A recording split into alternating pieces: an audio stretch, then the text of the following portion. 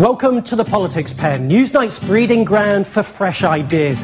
It has nothing to do with Dragon's Den, though you may notice a few similarities to the successful business series. The concept is simple. Over the coming days, our advocates of original thought will pitch their ideas to a panel of ferocious political animals.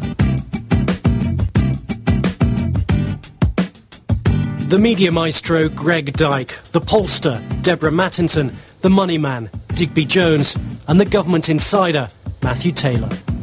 In 5 years' time, we'll owe close to £1.5 trillion. That's the entire health budget 15 times over. Everyone agrees we've got to cut spending, and that means tens of billions of pounds right now. But what would you cut?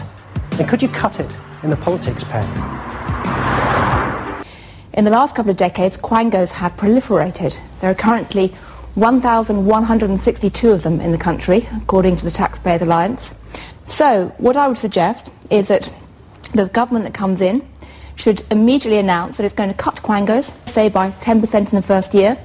It should ask every quango in the country to submit a brief pitch as to why they should exist, with complete transparency of their accounts and spending. I mean, why not kill a quango a week for the first year?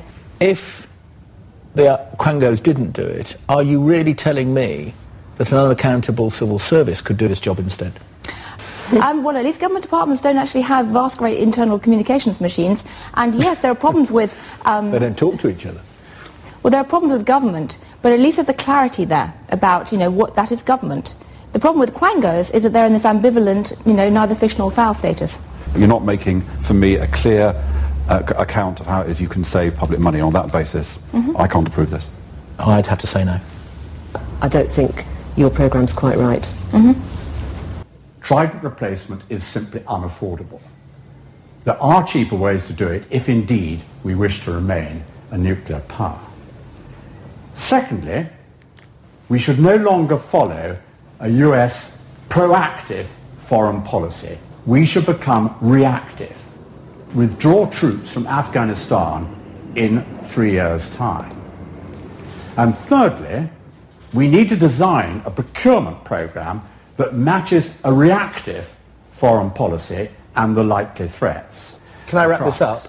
Are you asking us to judge you today on a specific, which is downgrade our nuclear strike capability and save 40 billion?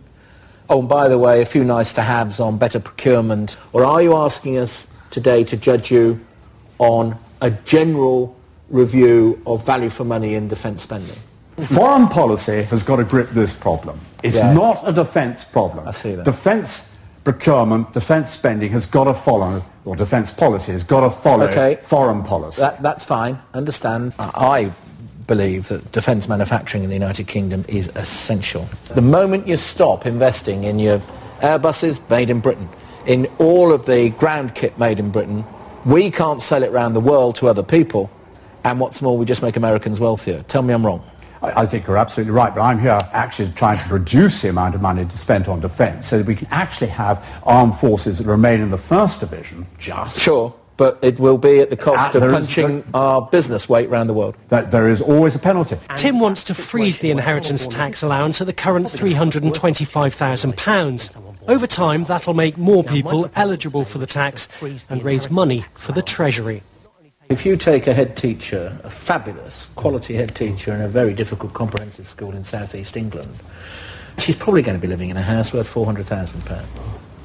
So you really do believe she's super rich and should be hammered, do you? Yeah. With a £400,000 house, you'd be paying 40% of £75,000. You'd be paying £30,000 inheritance tax, which out of £400,000, so she'd be passing on £370,000. I find your socialist rhetoric, frankly, the biggest turn-off. We have to have an aspirational society in this country. But I think it is so wrong in this society to have the lower paid paying income tax at all. And on that warning note, I'll vote for it.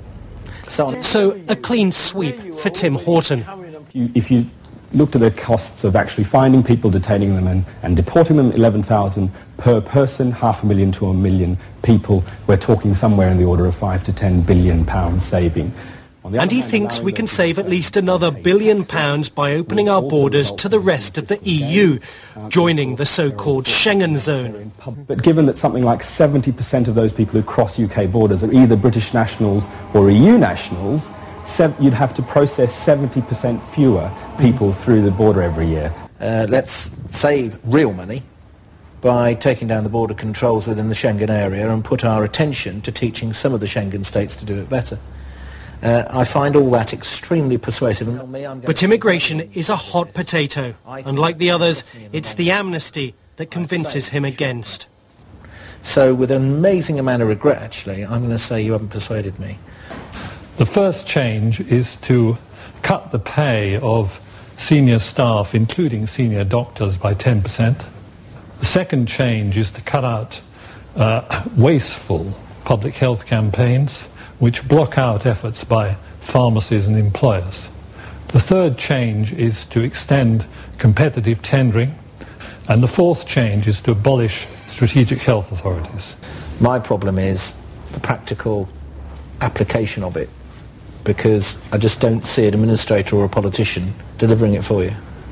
I'm not convinced that your apparently pain-free measures will achieve the results that you want. I have 3 proposals which would make a total saving of £2.2 billion in the current financial year.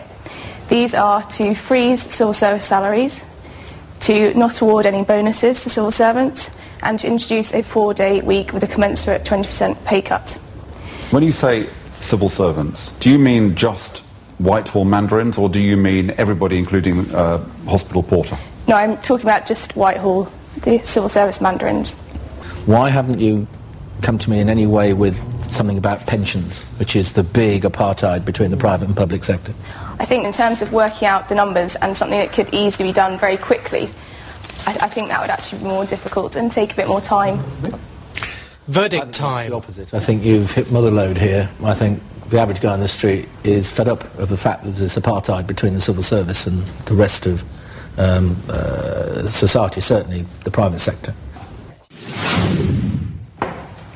Next up is Matthew Sinclair from the Taxpayers Alliance. He wants to scrap regional development agencies, government-funded bodies tasked with regenerating the regions. Well, I think in terms of the items of spending that move money out of the southeast, the ones that are doing it most aren't the RDAs, because the RDAs... Digby Jones isn't convinced. He's from Birmingham and remembers the traumatic closure of MG Rover's Longbridge plant 4 years ago. I have in mind MG Rover's closure, 6,500 jobs, and it was the RDA in the West Midlands that hung it together and delivered retraining and got these people back into work. That coordination role, firstly, will be a very small portion of the RDA's budget, simply because they only do it very rarely. But who would do it? I think the simple answer to who does it is that these are necessarily ad hoc problems which are dealt with in an ad hoc way. You said something really resonated.